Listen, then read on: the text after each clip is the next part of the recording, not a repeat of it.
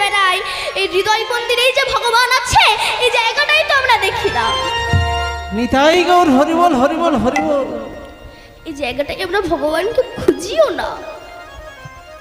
তাই ভগবান বললেন আমি ভক্ত হৃদয় মন্দিরে থাকি। এই বলে ভগবান অন্তর ধ্যান হয়ে গেলেন, রাধারানীকে রেখে অন্তর ধ্যান হয়ে গেলেন।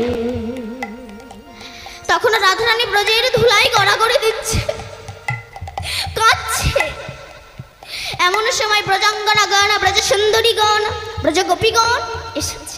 রাধে কি হয়েছে তো? বলে আমার কৃষ্ণ হারিয়ে গেছে। চুপ কর রাধে, বাজে কথা বলিস না। কৃষ্ণ কোনোদিন হারায় না, হারিয়ে যায় ভক্ত। কৃষ্ণ হারায়নি, হারিয়েছিস তুই।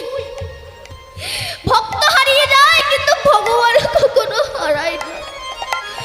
ভক্ত যখন টাকার মালিক হয় সেই সময় ভগবানকে ভুলে যেতে পারে, কিন্তু ভগবান কখনো ভক্তকে ভুলতে পারে না। রাধে রাধে। তো তুই কৃষ্ণকে হারিয়েছিস, তা কি হয়েছে?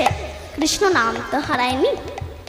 চল আমরা সেই কৃষ্ণের নাম করে নামকে ডেকে আনতে বাধ্য করব।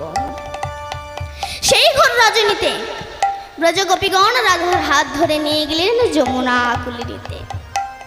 সেখানে গিয়ে পদ্মাসনে বসে নয়ন মুদ্রিত করে কুলকুলণ্ডনী শক্তিকে জাগ্রত করে মণিপুর মূলাধার আগ্রাচক্র সতীশনকে ভেদ করে 21,600 শ্বাসকে কন্ট্রোল করে ঊর্ধ্বগামী হয়েছেন রাধারানী।